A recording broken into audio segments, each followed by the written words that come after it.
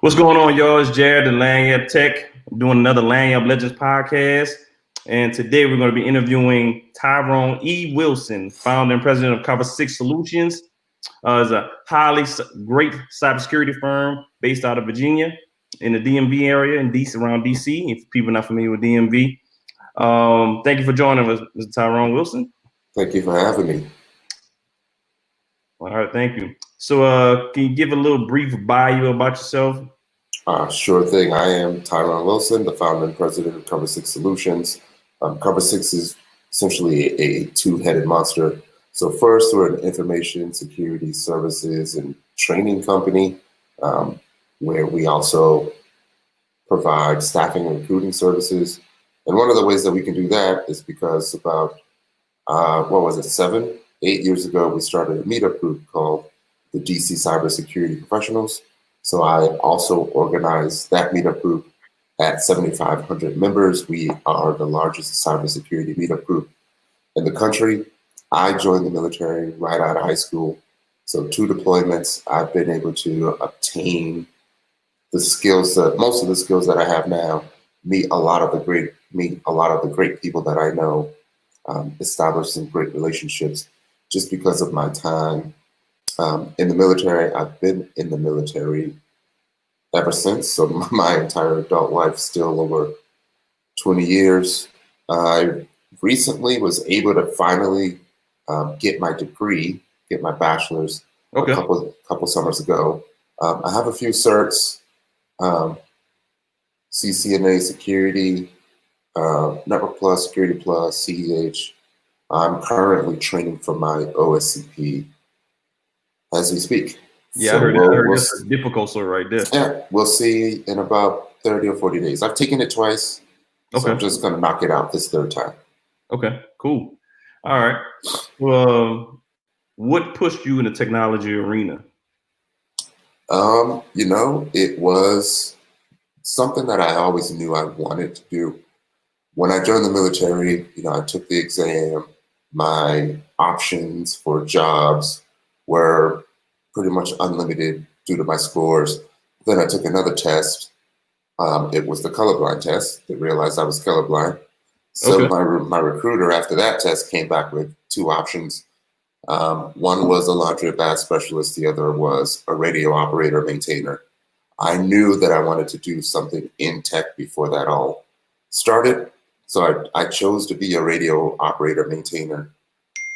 But all of my military units did not have, they did use communications, but the only time we used it was for convoys. And this was back in 1996, 97, 98. So Windows 95 was big back then. So essentially, the commo shop turned into a help desk. So after my first 4 years in the military, I still needed to do 4 more reserve years. So I got out, applied to be a help desk supervisor at a law firm because it was pretty much the same thing as my military position. Ended up getting the job, took off from there. My reserve unit at the time essentially deployed us to Iraq.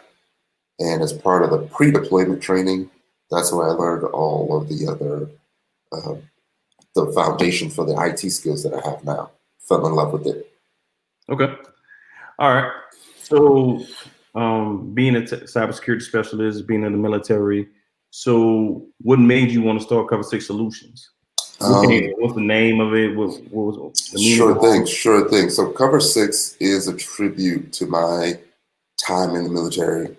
12 o'clock, the front, 6 o'clock, meaning like I got your back. So I have the solutions to cover your ASS, so to speak, right? And I always had this desire to have that flexibility of work, to be on my own, to challenge myself, to learn new things, and essentially treat life as if it's a Royal Rumble, meaning I'm here. In order for me to make it through this world, I need to figure out a way to take care of myself and be successful at it. Plus, I felt it gave me also the flexibility to help as many people as I can, and to do whatever I wanted when I wanted. Okay. Mhm. Cool. Can you tell me a little bit, because you have two things I said on your website, that you have Mhm. summer cyber camp coming up, Yeah. and you offer cybersecurity courses. So can you explain to my listeners about that? Yeah. So I feel like one of my primary missions is to help as many people as I can um, through education in cybersecurity. After having so many meetup groups, after you know taking a step back and seeing how I grew up, and realizing that there may be a lot of people that may need help, may need assistance, but may not have the proper means to make that happen. That's what I try to do. So any impoverished group or anyone in general that is looking to learn, looking to get a foundation in cybersecurity, I'm here to help you start that path. And in addition to that, we also have some intermediate classes. So even if you're already 2 to 5 years in, right, I still have some training that will allow you to feel comfortable at the job the moment you leave. So Saturday and Sunday we would have class. By Monday morning, I feel like you would be ready to work.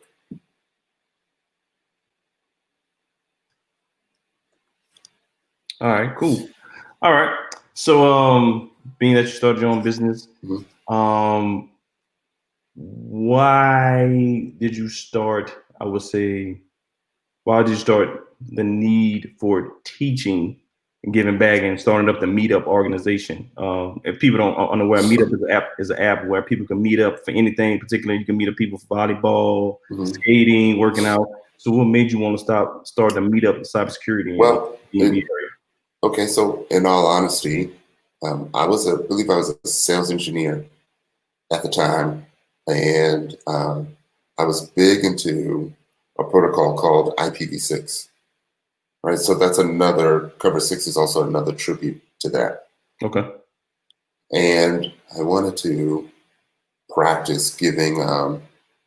So I wanted to challenge myself to learn the IPv6 protocol. And one of the ways I felt that I can challenge myself is to learn certain aspects of it and then be able to teach it. So if you can teach it, then you're pretty proficient. So if you take a look, you'll see that our very first few meetups were all about IPv6. So I realized that over time, a lot of people weren't as interested as I thought they would be, right? And, I was able to see the capabilities of it. So I felt like the whole world should know. Felt like I tried to tell the whole world, but then I realized that, no one was listening. That still seems to be the way it is today. So we started switching it up. We started talking about different topics, and the group numbers started to grow, um, at an astounding rate. So we just kept doing that. And not only did we add extra topics, we started doing it twice a month instead of once a month. And Okay. I guess it was just at a time where the DMV, especially this area, needed a meetup group. And they didn't seem to have one that had a focus on cybersecurity. And we were the only ones, and we just blew up. and then as I was giving presentations, right, people would ask me to assist on projects. Okay. And these projects got bigger and bigger and bigger. And then one day I said, you know what? I'm just going to go for it. I tried it twice, starting the company, but if you already have a really good job, then you may not put 110% into the company. I agree. So what I had to do one day was just put in my 2 weeks notice and go for it. And Oh, it's been, you just went all in. yeah, I would not advise it, especially without funding or anything like that. But, I had a phone call one night. I think I won a contract the next day, pretty lucrative contract. And I just remember being on the metro. It was Mm. cold and it was wet. And on the metro, somebody's face is right here, but Right. you're just trying not to look at them for 9 stops. And I said, you know what? Maybe this ain't for me. And it's been terrifyingly motivating ever since. Okay. I'll tell you that. So I talk a lot about it in my keynote. I think I shared that link with you. And Yeah, definitely. I'm definitely gonna post that link because when you Okay. did that keynote, that was a very, very powerful message. You know what I'm saying? Yeah. I enjoyed it. That Thank was you, a good Ron. keynote. Thank So being a business owner, starting your company, so how, I guess, you always knew you want to have your own company. you. What was your layout like? You wasn't gonna do it until you got your that big first contract, and from that big contract, how did you keep getting more contracts? How you So I keep? think I just got lucky. And when I say big contract, to me, it was big because it was 6 months. Okay. Oh, It's that's about, good. That's yeah, really good. Hold on. it's about 6 months. So I said, I have 6 months to get it together. But, you're not well versed at business development, networking, meeting people, you know, asking for things, right? Because you could be prideful, at the business CEO level, right? So there was a lot that I needed to learn, a lot that I needed to do in order to maintain a certain level of proficiency with the business. And through relationships, through time, through trial and error, eventually, you'll start to figure that out. And like I said, I wouldn't recommend my path to everyone, but the path worked for me. And you end up learning a lot about yourself, and you end up understanding that sometimes the reasons you may not have the things you want is because you're just not ready for them yet. And once you become ready, right, then you'll know what it takes to get them. And then also um, being able to challenge yourself and being and having that willingness to make mistakes and Mhm. then learn from those mistakes, no matter how you may feel afterwards. Because there's a lot of uh, inner emotions, like inner doubt that occurs. Like, do I belong? Should I be doing this? Do people even like me? Because I can assure you, for 2 or 3 years, I didn't even start any classes because in my head I was thinking, who is going to pay me to teach them something, right? No Right. one. So a lot of my friends had to convince me for a couple of years just to start my own workshop. And then finally, there's a little light bulb that goes off to where you say to yourself, I'm Tyrone Wilson, or whoever you may be, right? Right. Eventually, you're going to say to yourself, I can do this, right? And I can, teach and use my knowledge to help other people, and then charge people for that knowledge because I have to eat, my family has to eat, people in my company, have to eat. So you just keep pushing. Right. So doing so talking about your company, how big is your company? How many employees do you have? We're at about 12 total part-time, about 6 or 7 almost full-time.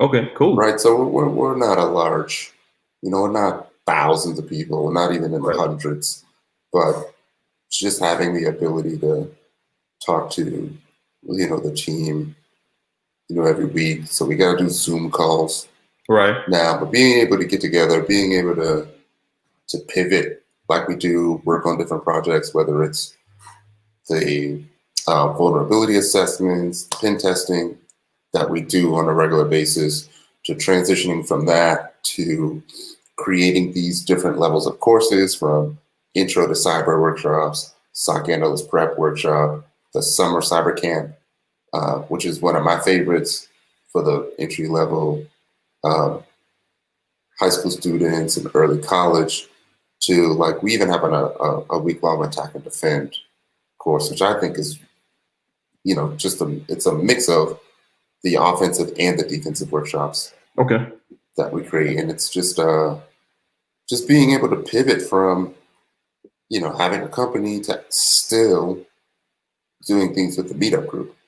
Right? So we're really we're really almost 3 companies, right? So it's just amazing to see how far we've grown. Okay.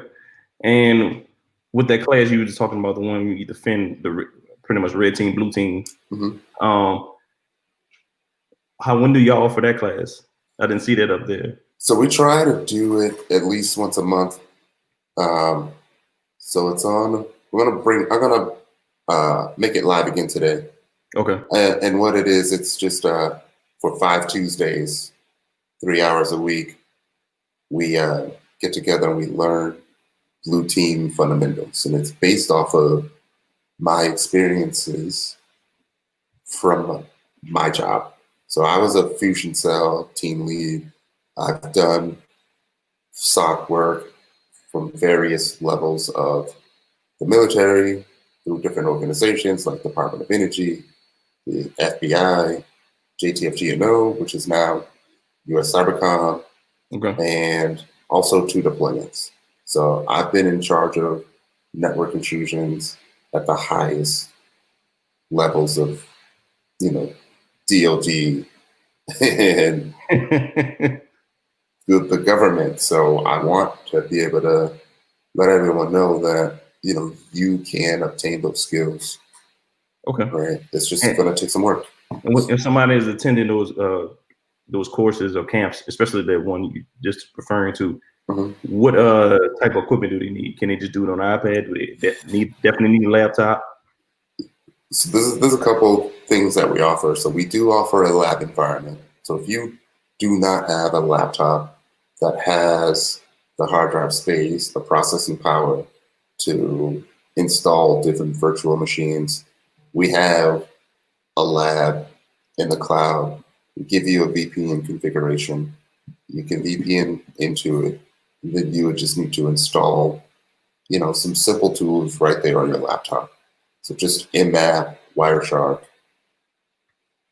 and a remote desktop tool is essentially all you would need to install to participate in the class.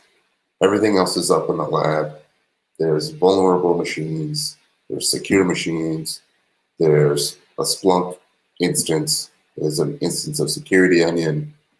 So everything that we're talking about in class, you have the 5 weeks in class to practice. And then in addition to that, we give you 30 days of lab time.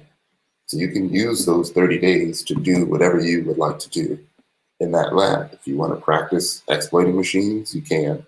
You want to, Cool. All right. So I'm a part-time professor at a community college here in New Orleans, and I teach cybersecurity and cloud courses. And I always bring in people I know who work in the field, have their own business, and come talk to my students. Mm-hmm. And so one of my first questions I always ask them during our interview sessions is, how do you look for talent for your business or for your company? And also, if somebody wants to start their own cybersecurity company, what advice would you give them? Ooh. All right. Yeah, so I know, really question. For the company, especially at this level, we're not necessarily concerned with putting butts in seats, right? Mm. So you want to work with people that you can trust, and you also want to work with people that believe in your movement and people that are hungry. Obviously, that's not everyone, right? But there are some highly talented people out there that you would want on the team. I feel like even getting into cybersecurity, you got to be real. And okay. I tell the students, I'm totally honest with that. and I tell them cybersecurity may not be for you, right? Okay. And that's understandable. If you're in this class, I feel like you're somewhat interested. But then my follow-on question to that would be, do you have a lab at home? Right? Have you researched anything and written about it? Do you know who the popular people are that are in the same, um, I wouldn't say same industry, but in the same roles that you're looking to get into, right? I like to ask those questions because it gives me an idea of how hungry they really are to obtain this knowledge. I'll be like, who's your favorite person on YouTube that you follow, right? What's your favorite blog that you follow on the internet?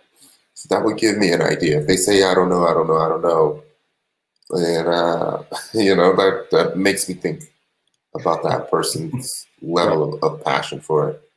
Then what was the following question?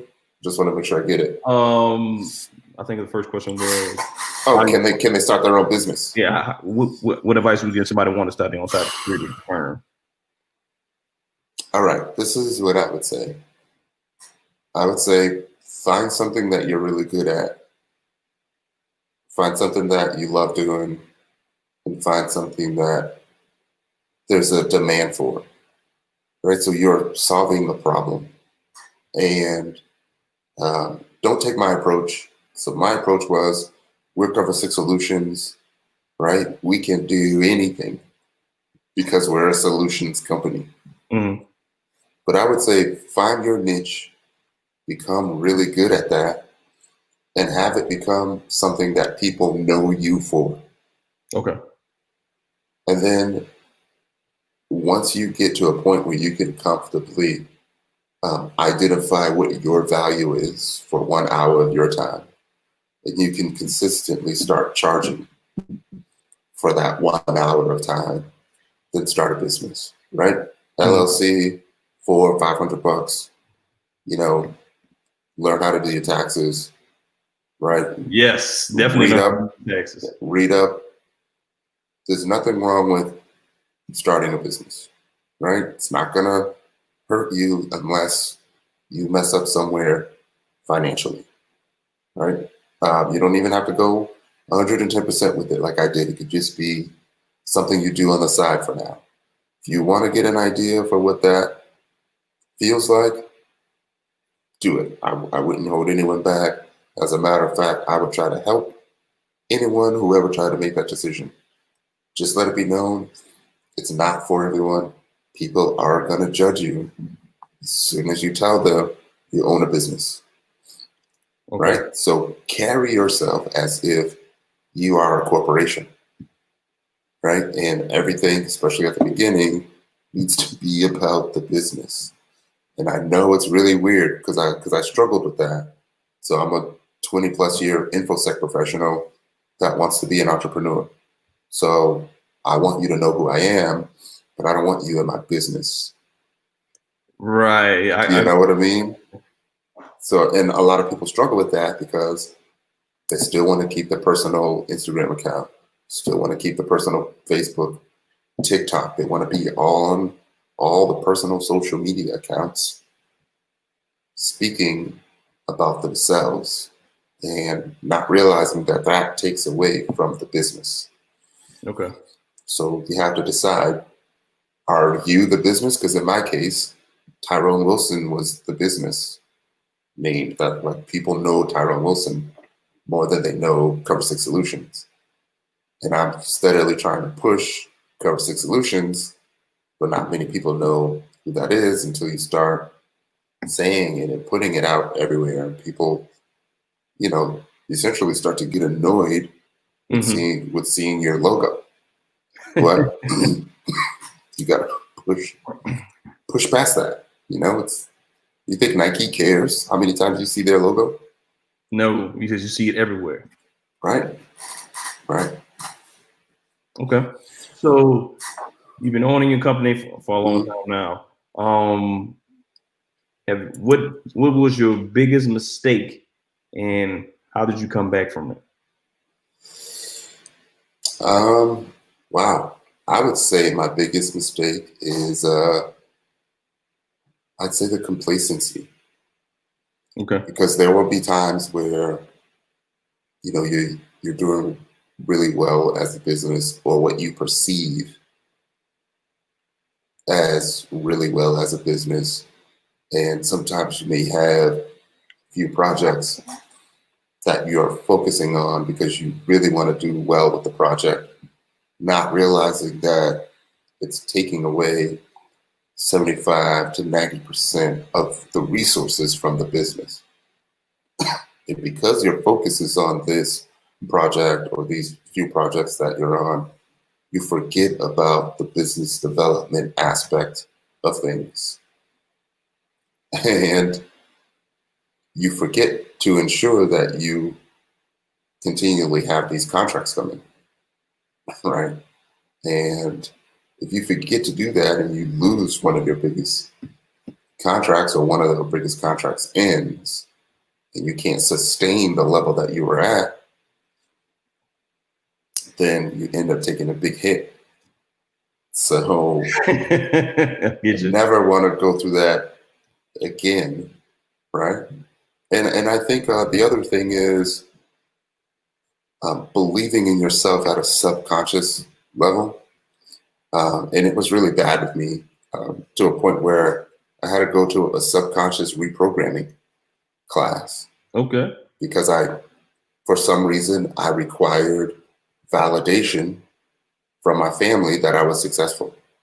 Okay. Right? So sometimes success to them. So you have a vision of what you perceive as success. Like for me, I had a number in my head. And I was like, once I hit that number, that I'm officially successful. And that's a lie, right? You're actually tearing yourself down, because the longer you're not at that number, subconsciously you start to believe that you're never going to get there and that you're not successful at all. So I had to go through this subconscious reprogramming and not envision myself for where I wanted to go, but grade myself from where I started. Right? So from where I started to where I am now, 7,500 people in MeetUp group, the largest cybersecurity meetup group in the country. Haven't worked for anyone else in the last 5 or 6 years. So I've been able to sustain this lifestyle, been able to teach myself all of these different aspects of technology. I'm on the review board of B-Sides Nova. I'm on the review board to bring cybersecurity to Howard University. I've taught at, I've taught at all of the major B-Sides conferences, B-Sides Nova, B-Sides DC, B-Sides Charm. I've traveled to teach at conferences. I've been a keynote speaker. So it's all about what you feel success is. So it's to a point where subconsciously now I believe I'm successful. All right, cool. All right. So since you believe you're so successful, when was that moment that you realized that Cover6 Solutions was a successful entity? You know what? I could get emotional, but okay. It was at the keynote.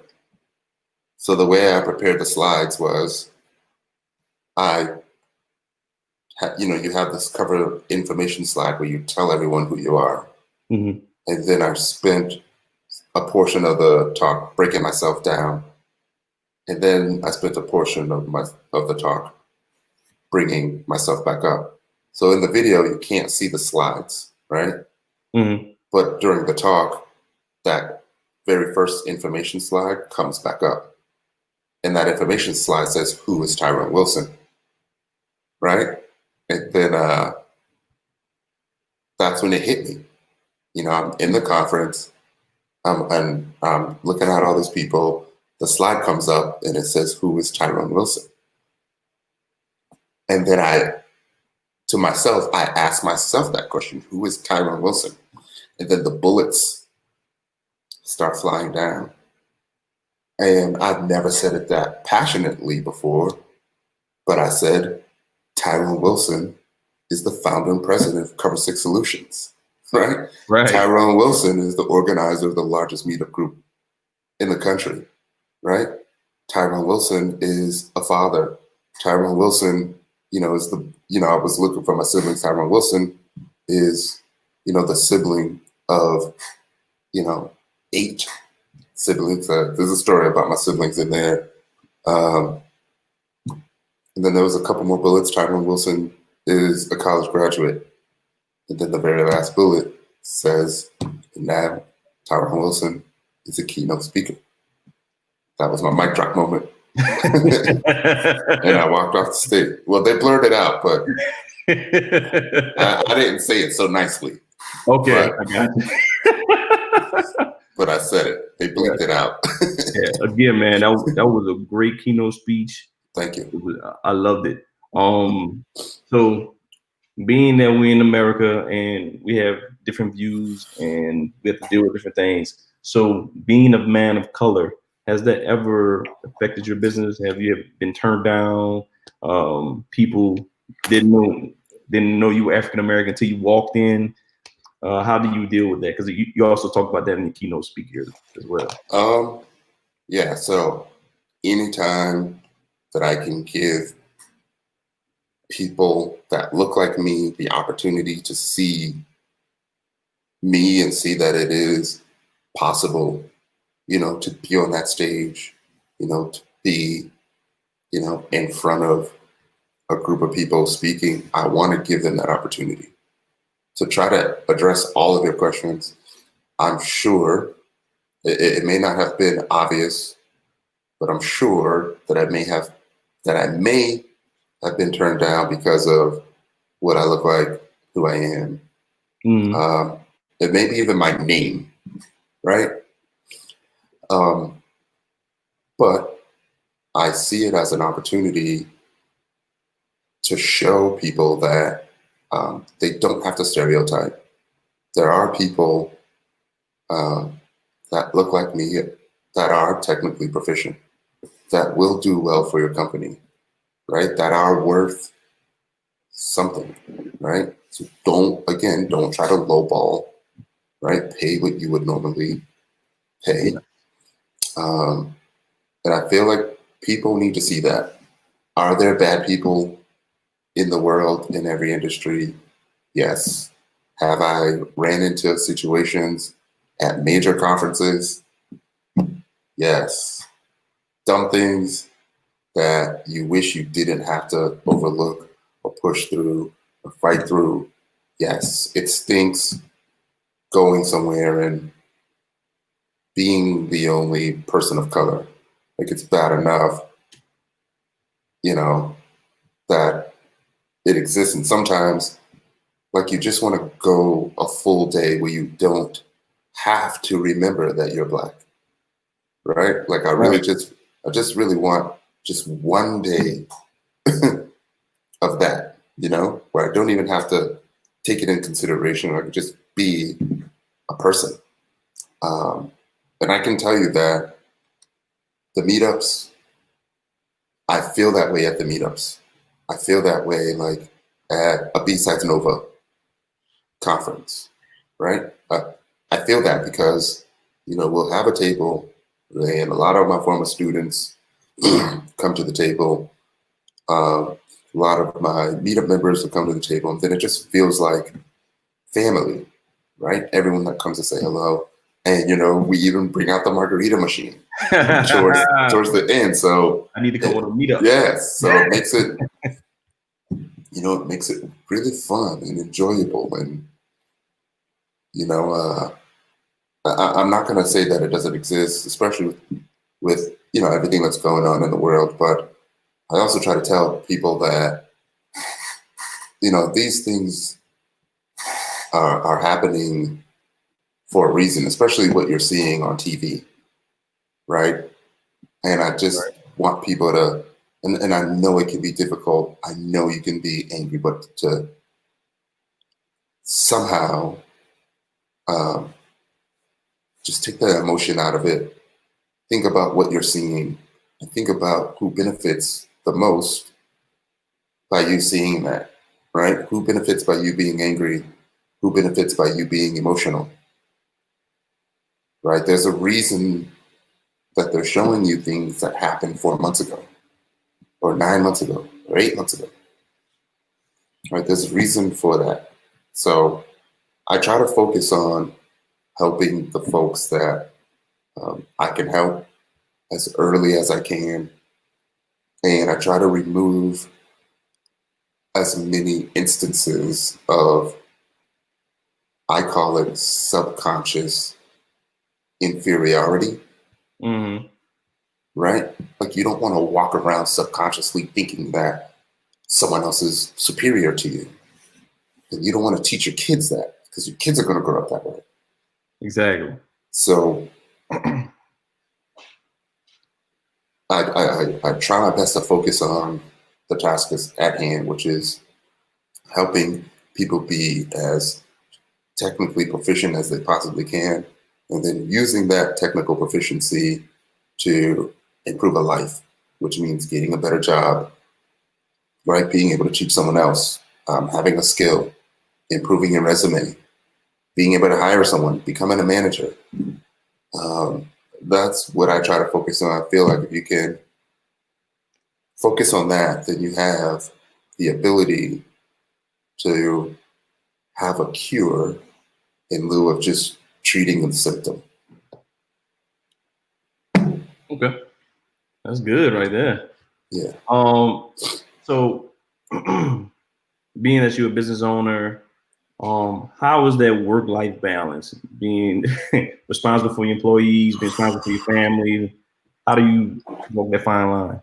You know, it's funny you say that because I recently had some serious anxiety attacks Okay. and I was hospitalized, for it. I thought I was a goner. I thought it was the end. Not too many people know. I posted it real quick on Twitter.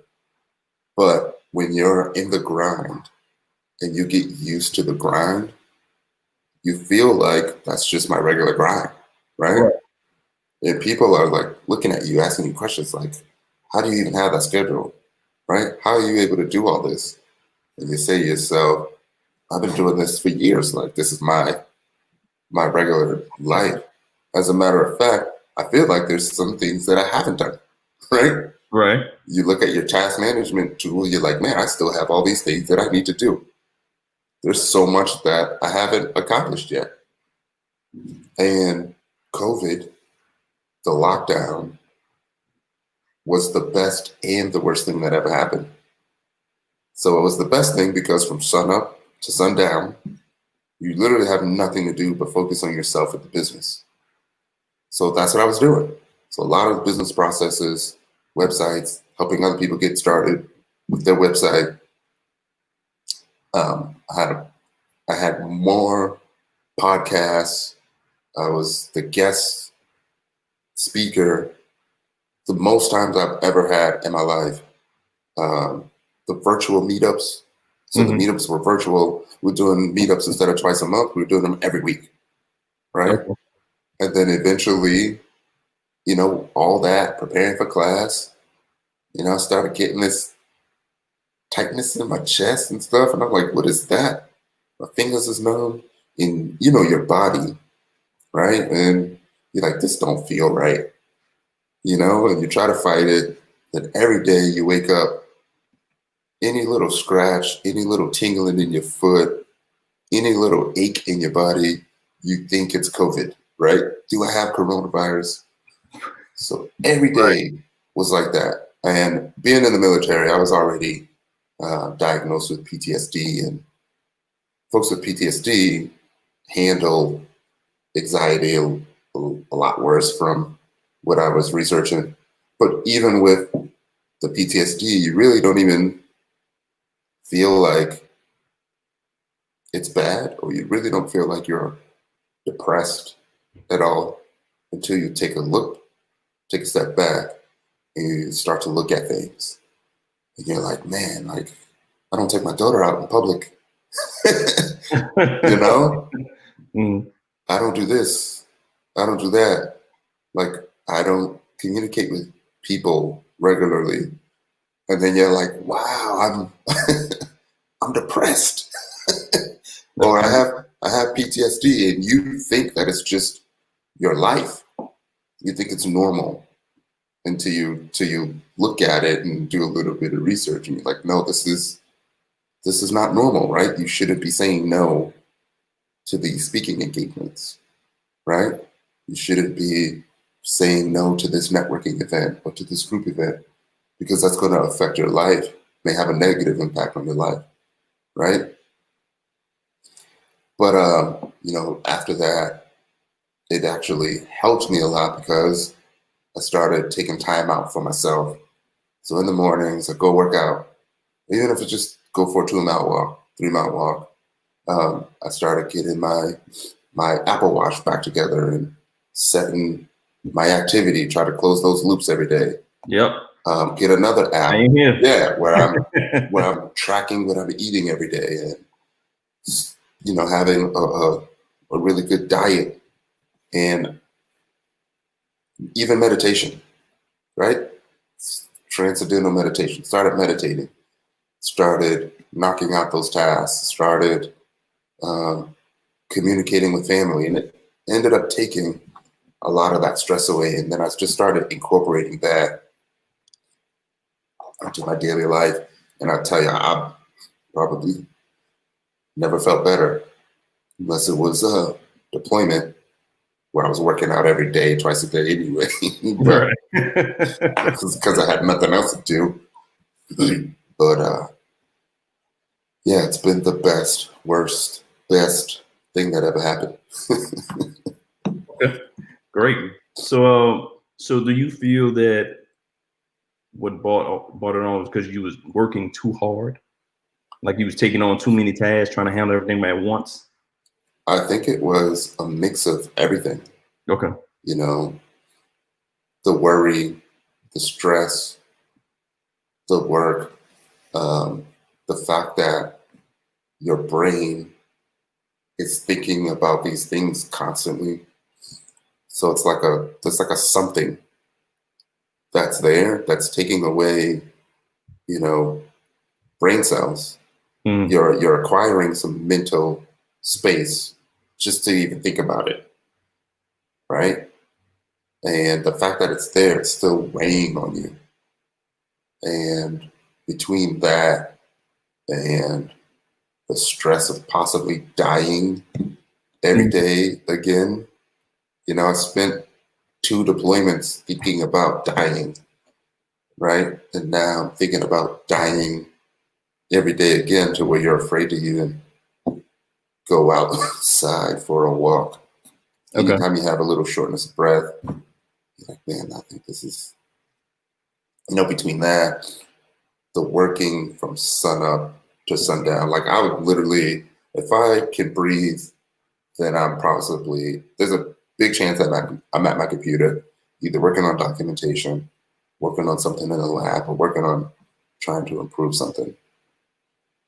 And then it just got to me. You hate to admit it. You don't want to sound soft, right? Big military guy, 2 deployments. You carry weapons every day. You don't want to be soft. No one's shooting at me. Right now, it's just my own brain that's adding that extra word, keeping me down. But, eventually I had to fight through that, focus on things that I can change. If I can't change it, let it go. I feel like I've always been that way.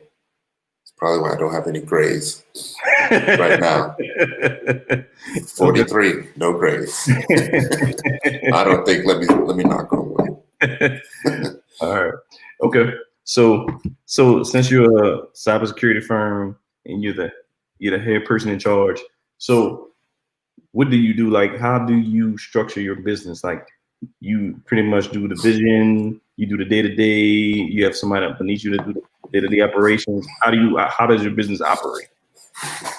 Wow.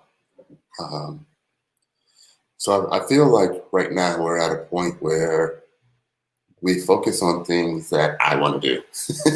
Okay. Right? We focus on things that I feel comfortable doing, and we do things that I want to be known for as a business. And we treat it, I don't want to say we treat it like a marketing strategy, but we treat everything we do with a lot of care. So for instance, if we were going to announce another class, we don't just announce a date and time for another class all willy-nilly, right? Like we put a lot of, probably too much, but we put a lot of focus on the dates and the times and how everyone's going to feel about that. And are we ready?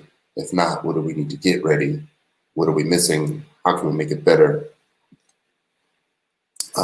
Not to mention, we still have engagements that we participate in, every month.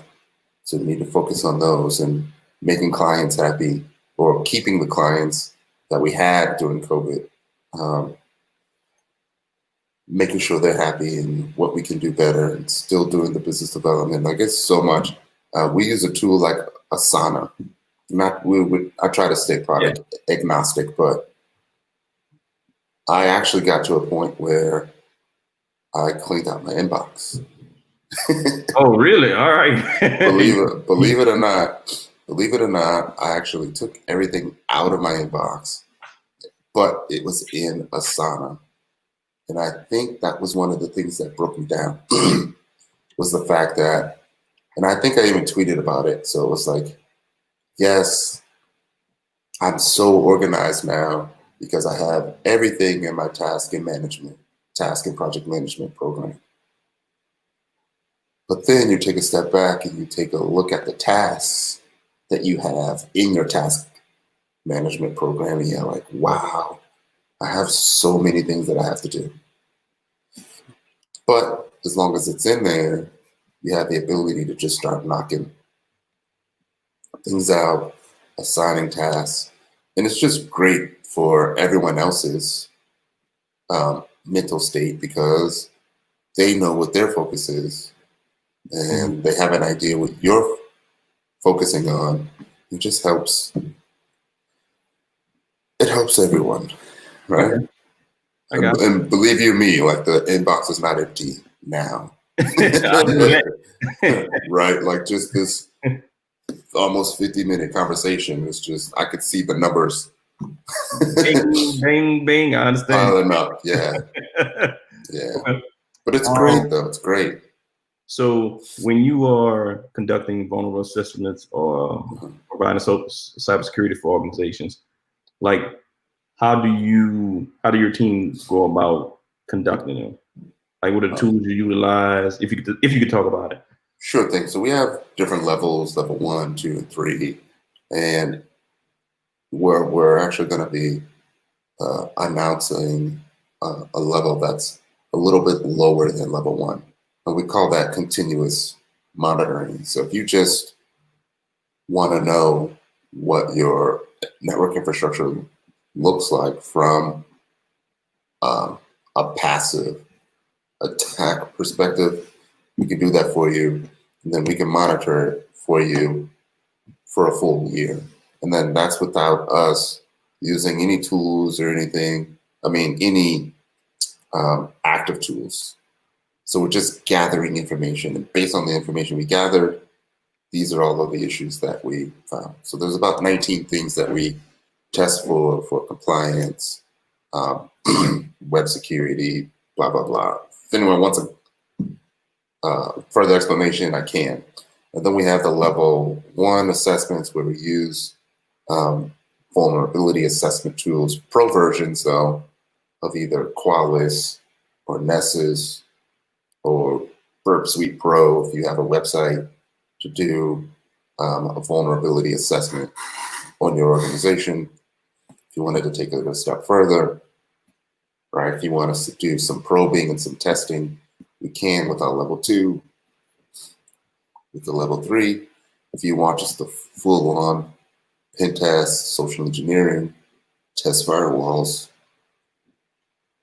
test your ability to detect exploits, we could do that as well. And then, of course, the training is my thing.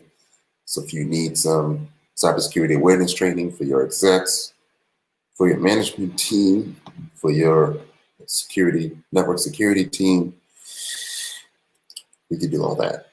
Okay. Yeah. All right. So since you're a cybersecurity firm, what was the worst thing you ever had to deal with for a client? Like, what was the worst situation that you had to resolve?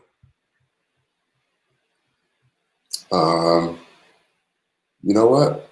We had a small bank one time, and we had to explain why what we were doing shut down all of their ATM machines. Okay. And believe it or not, so it was us, but it was just a bad configuration on their part because their ATM machines were attached to the same switch as their internal network. Yes. Really? Wow. Okay. That's yes. So the switch went down.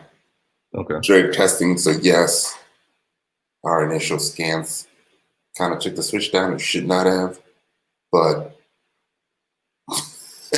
you shouldn't have your ATM machines on the same switch. So yeah, just off the top of my head, it's probably the worst. Most of them are just pretty straightforward, though. Pretty straightforward. Okay. Nothing break. I'm not going to say it never happens, but there's a 95% chance that nothing's going to break. Okay. And do y'all do like the full cybersecurity, full basically? We can do whatever you want. You need me to come on site?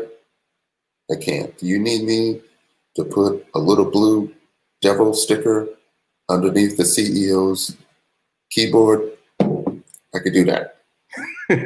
Okay. So y'all do the full invasive, like I can go disguise people and you want us to write a check, you want us to get into your systems, okay, find a signature, write ourselves a check with that signature. We could do that. Okay. I know people.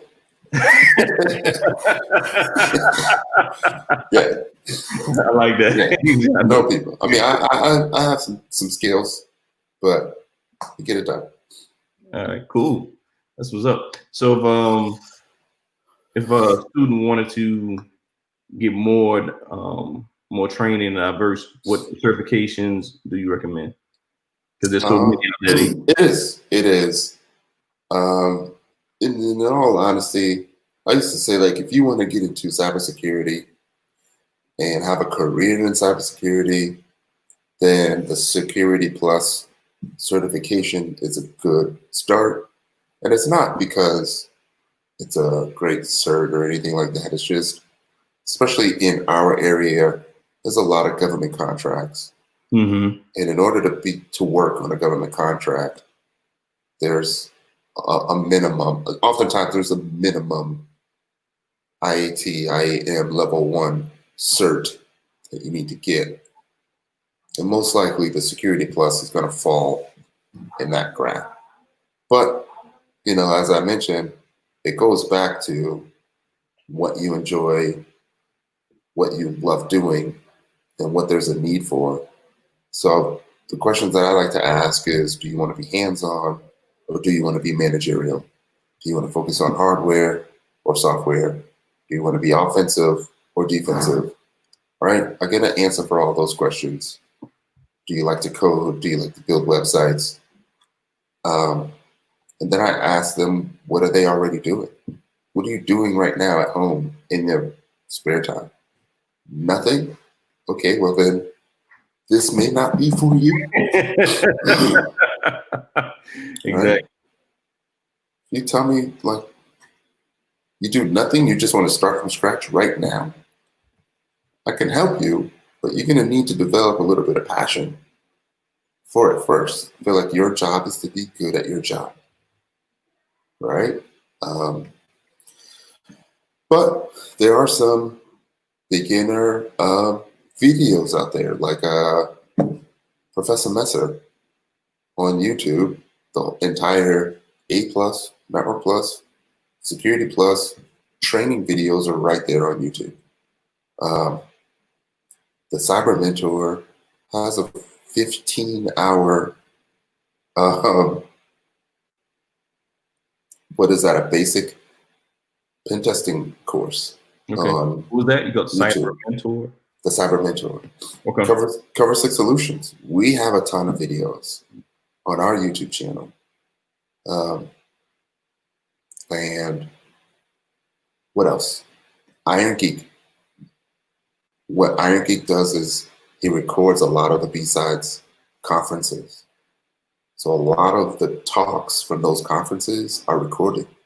So if you were to go to irongeek.com, I think they may have changed the URL. I don't want to give the wrong URL, but irongeek.com.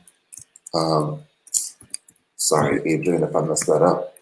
Okay. But a lot of the talks, no, they're there. You say irongeek.com? Yeah, irongeek.com. Yeah, okay. So if you don't want to get into just straight hacking, you can go and use just this site alone to see who's speaking about things that you may be interested in. Okay. And they go back years and years and years. So I know that oftentimes a person just doesn't know where to start, but they may not know what they like. So what I try to do, and as a matter of fact, our next class starts in 2 days, our Intro to Cyber class, Saturday and Sunday. Just try to give them a taste of,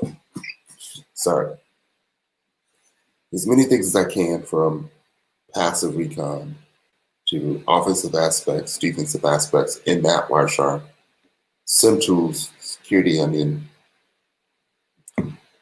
analyzing traffic, wireless. Eventually, something's gonna make them say, hey, I really, really like this thing, right? No matter what it is. Like if you just want to focus on wireless security and hacking into Wi-Fi, like you can do that. And then you can make that your thing. You can start a company doing it. Okay. So just being able to introduce as many aspects of tech and cybersecurity and information security, offensive security as I can in the short amount of time that I have, I'll do that. And then also this weekend's class, we're also incorporating a career track. So we're actually going to use our tasking management platform. Going to have not only will you come to class, we're going to have a conversation with you. We're going to figure out what you want to do for your career. We're going to set tasks and goals and milestones, and we're going to track it in Asana, and we're going to be on you to make sure you stick with it. Okay. And a free resume service too. Oh, okay. All right. So this class is our Intro to Cyber class, and we just really want to set a good foundation for everyone that comes to the class. Okay. And got a couple of questions for you. What languages should people concentrate more on? Is it Linux, operating system, Python, Java? What should be when you start off? So to get technical, almost all of the tools you use will have its own language, will have its own syntax. So even on your computer, the Windows command line has, a certain syntax that it uses. PowerShell has a syntax that it uses. Wireshark capture filters, Wireshark display filters, Linux, Kali Linux, Metasploit, not necessarily Burp Suite, but Splunk, using the search functions in Splunk, PowerShell Empire, PowerSploit, like they all have a language or a syntax that you need to learn. And that's not even getting into coding languages like Bash and Python and Go and Java, right? And even the in Ruby, because a lot of exploits are written in Ruby. So the way I look at it is a baby takes 10, 11 months to talk. It's going to take you about that time for you to be proficient in a coding language. Okay. But I would try to be aware of them all, right? I wouldn't say you need to be really, well, it's going to help to be really good at them all, but just to be aware of them all. And Okay. don't panic when you see a Python script. I agree with that.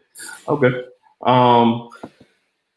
Well, thank you for being on the show. I appreciate No your problem. time. It took us a while for our schedules to mesh.